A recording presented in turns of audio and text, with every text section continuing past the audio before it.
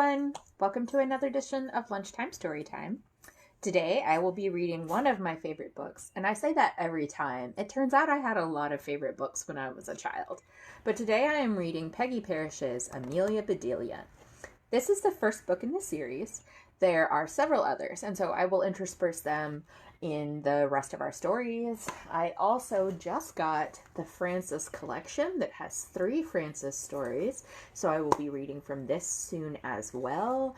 I love the Frances stories, so they and Amelia Bedelia will definitely feature quite heavily in our upcoming readings. Although, as always, if you have a suggestion for a book, please let me know, because I will try to ethically source it and read it on here, and then after quarantine ends, donate the books that I buy to a local charity. So for today, let's get started with Amelia Bedelia by Peggy Parish, pictures by Fritz Siebel. And this book was originally published in 1963, but I really think it holds up.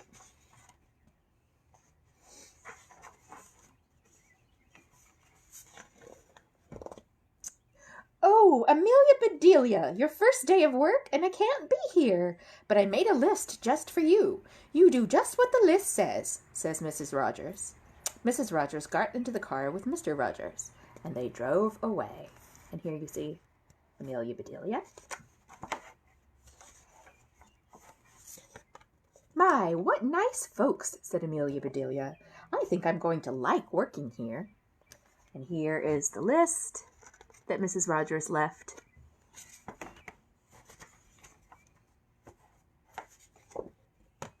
Amelia Bedelia went inside. Such a grand house. These must be rich folks. But I must get to work. Here I stand just looking, and me with a whole list of things to do. Amelia Bedelia stood there a minute longer. I think I'll make a surprise for them. I'll make lemon meringue pie. I do make good pies. So, Amelia Bedelia went into the kitchen. She put a little of this and a pinch of that into a bowl. She mixed and she rolled. Soon, her pie was ready to go into the oven. There, said Amelia Bedelia. That's done.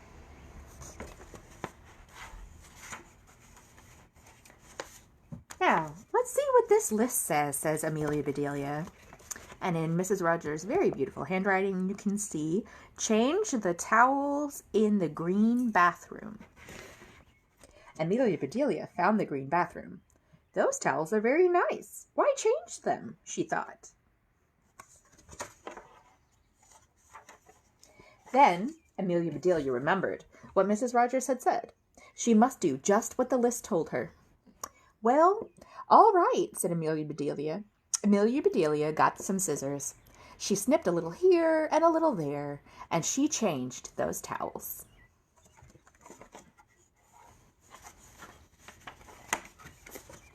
There, said Amelia Bedelia. That's done. She looked at her list again. In Mrs. Rogers' beautiful handwriting, it said, dust the furniture. Did you ever hear tell of such a silly thing?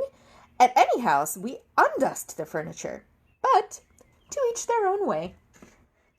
Amelia Bedelia took one last look at the bathroom. She saw a big box with the words dusting powder on it. The box is right there.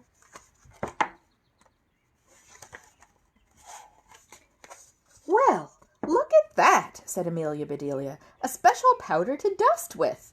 So Amelia Bedelia dusted the furniture. That should be dusty enough. My, how nice it smells.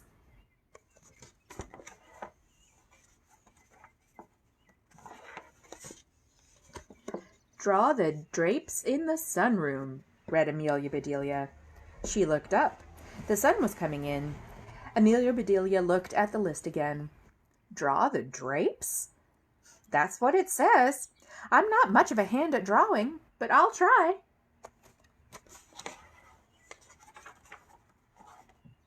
So Amelia Bedelia sat right down, and she drew those drapes.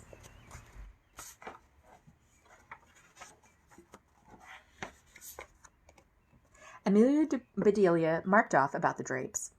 Now what? Put the lights out when you finish in the living room, the list read. Amelia Bedelia thought about this for a minute. She switched off the lights. Then she carefully unscrewed each bulb. And Amelia Bedelia put the lights out. So, those things need to be aired out too, just like pillows and babies. Oh, I do have a lot to learn. And here she is, putting the lights out on a line to dry.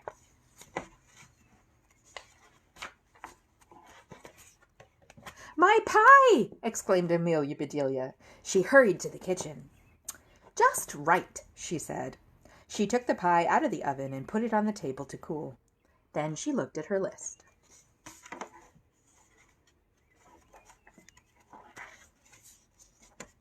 Measure 2 cups of rice. That's next, Amelia Bedelia said. Amelia Bedelia found 2 cups. She filled them with rice. And Amelia Bedelia measured that rice.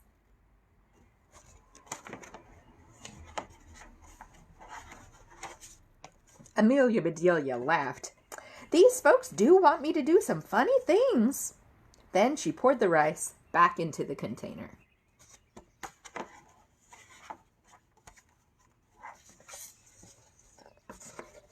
The meat market will deliver a steak and a chicken. Please trim the fat before you put the steak in the icebox. And please dress the chicken.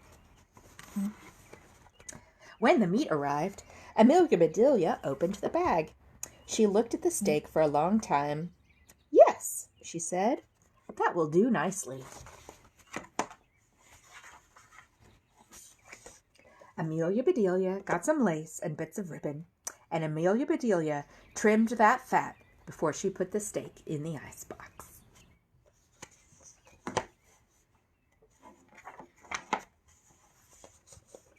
Now I must dress the chicken. I wonder if she wants a he chicken or a she chicken, said Amelia Bedelia.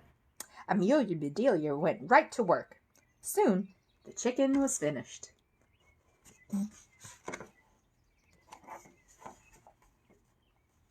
Amelia Bedelia heard the door open.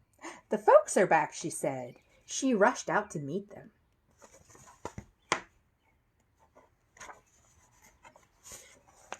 Amelia Bedelia, why are all the light bulbs outside? Asked Mr. Rogers. The list just said to put the lights out, said Amelia Bedelia. It didn't say to bring them back in. Oh, I do hope they didn't get aired out too long.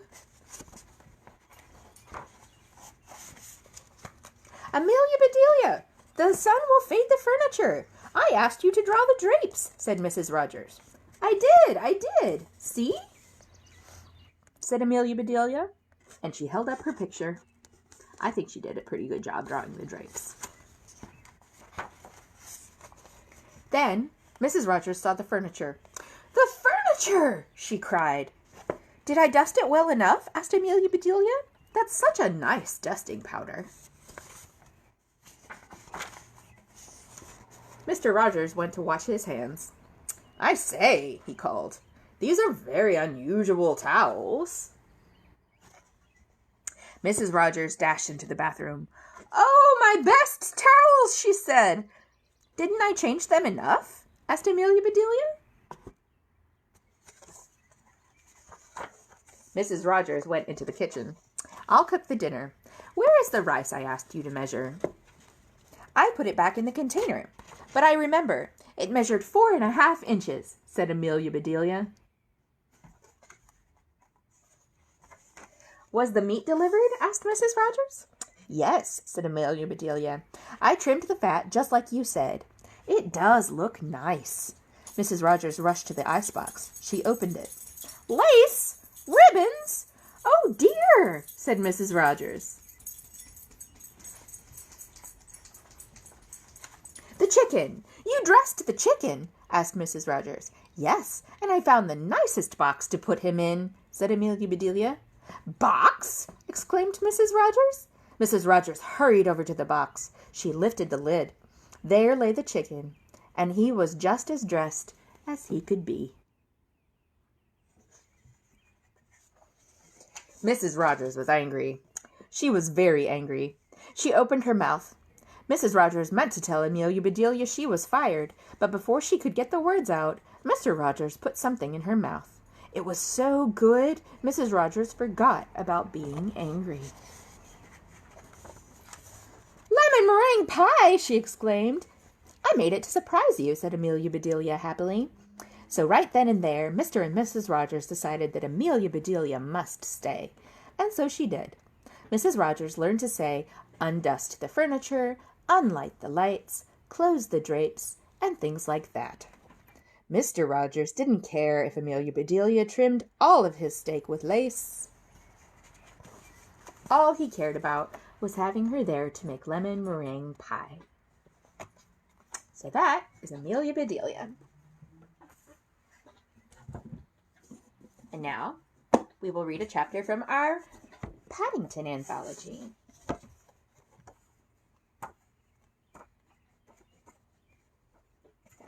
Today's chapter is called Pantomime Time.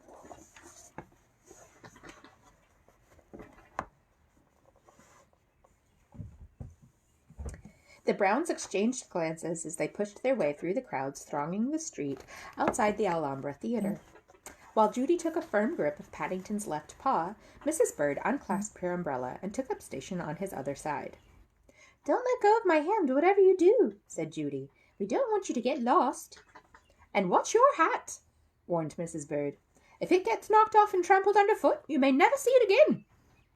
Paddington needed no second bidding, and with his other paw he placed his suitcase firmly on top of his head. It was the start of the pantomime season in London, and as a special Christmas treat, Mr. Brown had reserved seats for the opening night of Dick Whittington. It was a long time since Paddington had been taken to a theater, and he'd certainly never ever been to a pantomime before, so he was very much looking forward to the occasion. Mr. Gruber, who'd also been included in the party, brought up the rear, and as they made their way up the steps, he tapped Paddington on the shoulder and motioned to him to listen to an announcement coming through a loudspeaker. It was all about the dangers of buying souvenir programs from unauthorized sellers outside the theater, who were apparently charging no less than £2 a time. I'm going to drink a little water here. Paddington could hardly believe his ears, and he gave one man, wearing an old raincoat, a very hard stare indeed from beneath his suitcase as a brightly colored booklet was thrust under his nose. £2 for a program?" he exclaimed. "I've never heard of such a thing," agreed Mrs. Bird, poking the man menacingly with her umbrella. The man gave them a nasty look. "Just you wait," he said. "Some people don't know when they're well off." "I wonder what he meant by that?" asked Mr. Brown as they reached the entrance doors at long last. Paddington didn't know either, but before he had time to consider the matter, he found himself being addressed by a superior-looking official standing inside the foyer. "Good for you," said the man approvingly. "I wish more of our patrons took such a firm line with these people. It's costing us a small fortune in sales. Allow me to offer you one of our official programs." "Thank you very much," said Paddington gratefully. "I'll have 7, please." "7?" The man looked even more impressed as he signaled to one of the ushers to join them. 7 of our special souvenir programs for the young bear, gentleman, Mavis," he called. "Thank you very much, sir," the girl said as she counted out the programs and handed them to Paddington. "That will be £21, please." £21? exclaimed Paddington, nearly falling over backwards in alarm. "That's £3 each. I wish I'd bought some outside now." Mr. Gruber gave a cough. "I think perhaps we'd better have one for you to keep, Mr. Brown," he said, before anyone else had time to speak, "and 7 ordinary ones for the rest of us."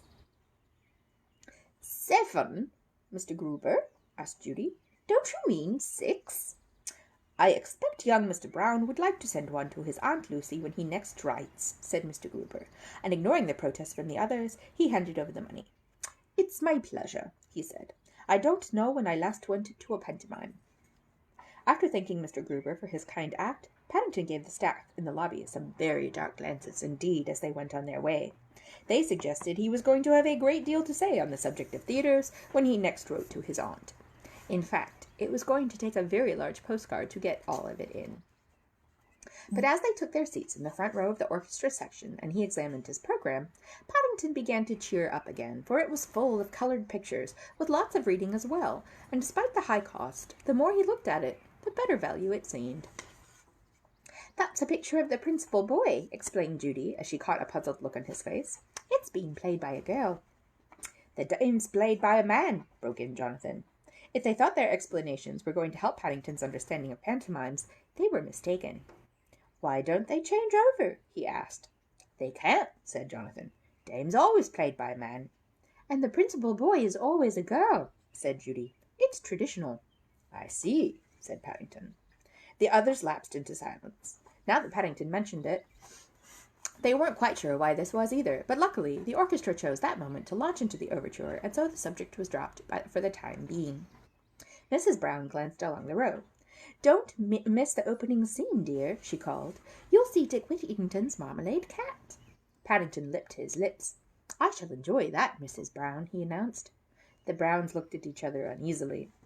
"Well," began Mr. Brown, "don't be too disappointed. It isn't real cat." "I shouldn't think so," said Paddington. "Not if it's made of marmalade." "It isn't actually made of marmalade either," said Judy.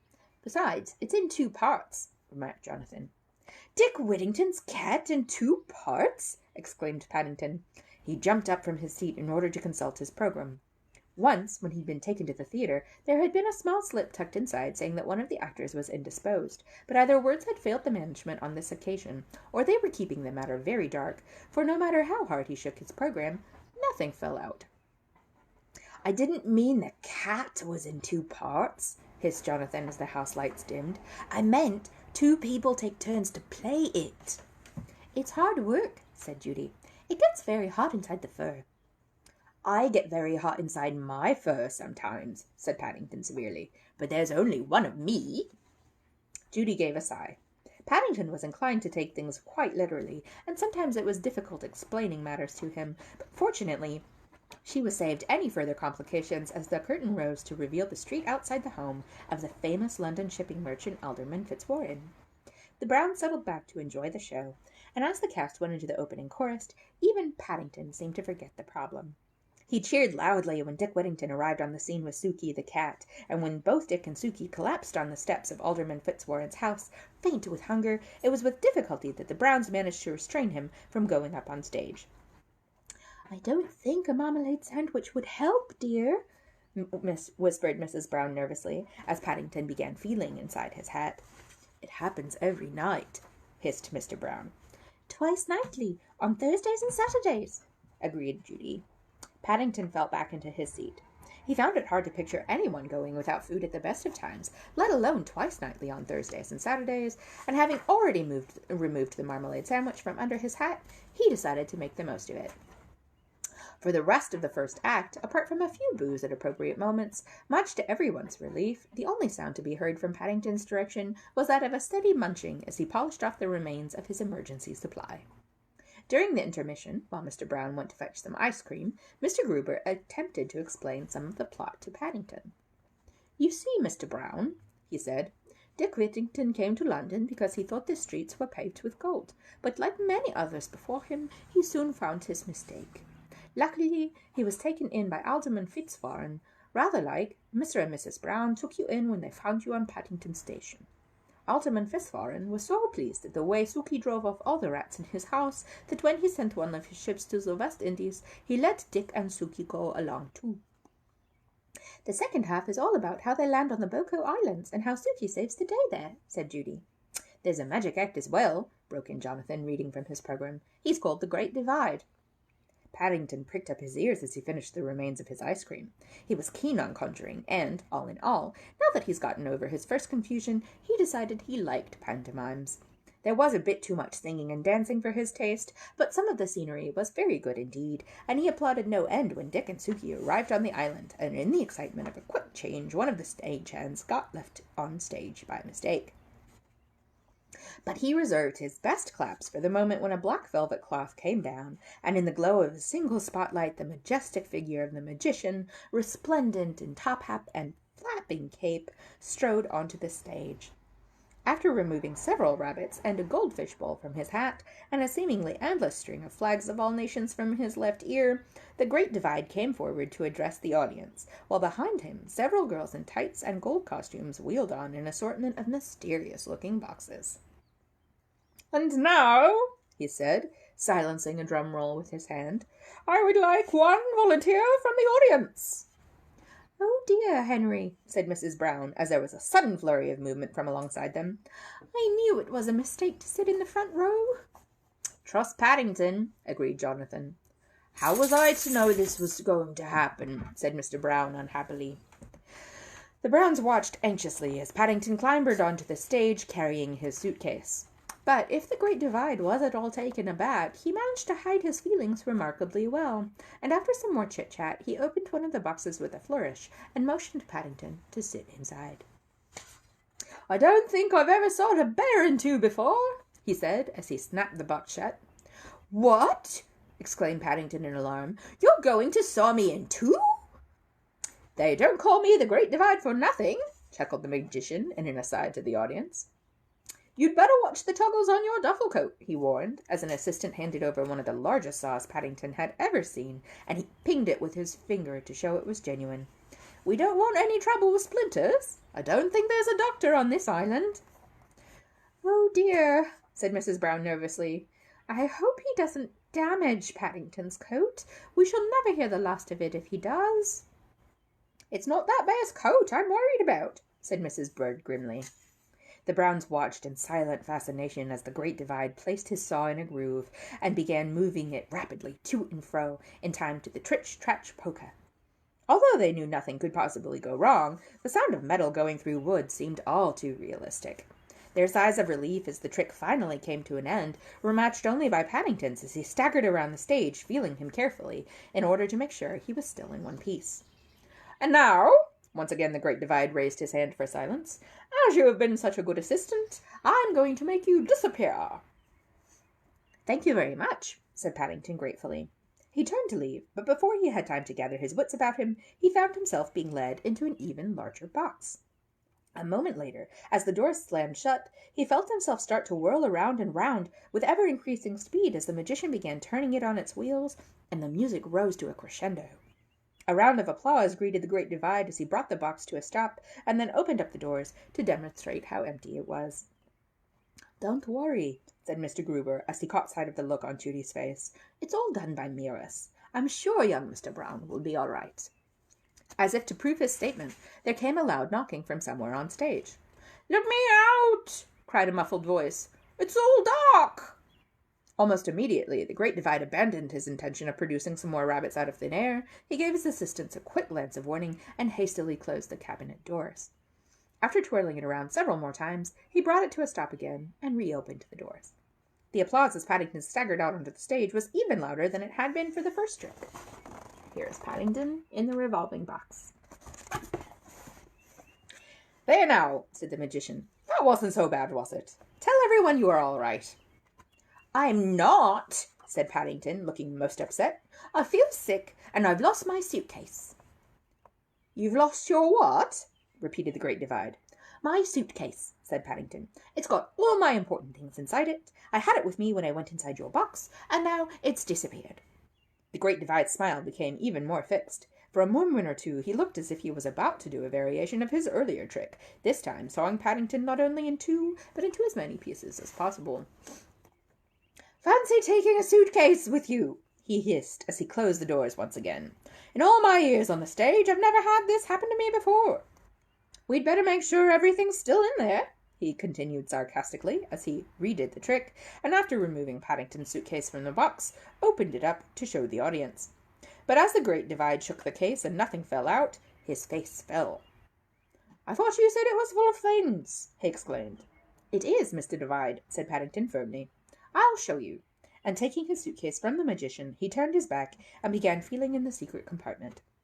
"That's a photograph of my Aunt Lucy," he announced, waving a postcard in the air. And that's my passport.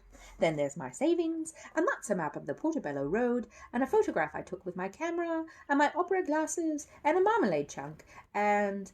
The rest of Paddington's remark were lost in the storm of applause that rang out from all directions as object after object landed at the feet of the Great Divide. "Bravo!" shouted someone sitting near the Browns. "Best double act I've seen in years." "Had me fooled," agreed someone else nearby. "I thought it was just someone ordinary from the audience." "Ordinary!" Mrs. Bird turned and fixed her gaze on the speaker. "Whatever else he is, Paddington certainly isn't ordinary. That's the last thing he is." "Mind you," she remarked, as she settled back in her seat again while Paddington and his belongings were helped off the stage, "I always knew he kept a lot of things in that case of his, but I never dreamed he had quite so much." After Paddington's appearance, the rest of the pantomime seemed almost tame by comparison, although it soon picked up again, and by the time Dick Whittington and Sookie arrived back in England triumphant after their long year, Paddington was already safely in his seat and joining in the choruses. In fact, when Dick asked Alderman Fitzwarren for his daughter's hand in marriage, and the news was given out that he would soon become Lord Mayor of London, he nearly lost his hat in the general excitement. When the curtain finally came down, some envious glances were cast in the Browns' directions as they were ushered backstage in order to meet the cast. Several people stopped Paddington and asked for his autograph, and he added his special paw print to show that it was genuine. "I hope you'll be very happy, Miss Whittington," he said as they had their photograph taken together. "I don't know about Dick Whittington being happy," said the manager. "I certainly am. This picture is going straight into our souvenir program. It'll make an even better value than before, and it'll teach those rascals outside a thing or two." Even the Great Divide came out of his dressing room to say goodbye, and to mark the occasion he presented Paddington with one of his magic saws. It was a happy party of Browns who eventually climbed into the car for the journey home.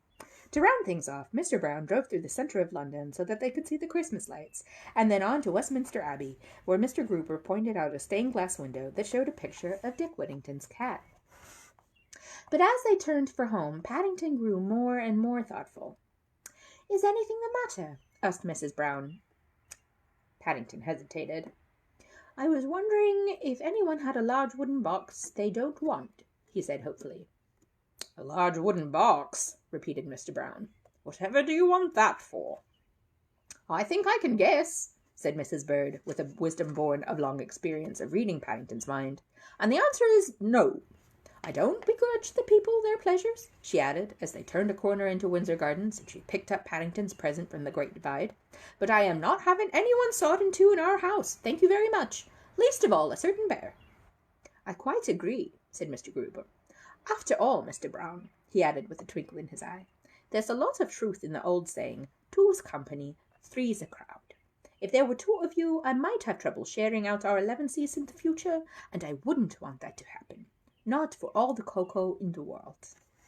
And here is Paddington going home with Jonathan and Judy. So that is the end of our chapter. The next chapter is called Paddington and the Cold Snap, and I will read that tomorrow. I hope you have had a great time listening to these stories. I certainly enjoy reading them, and I will see you tomorrow around noon. Bye!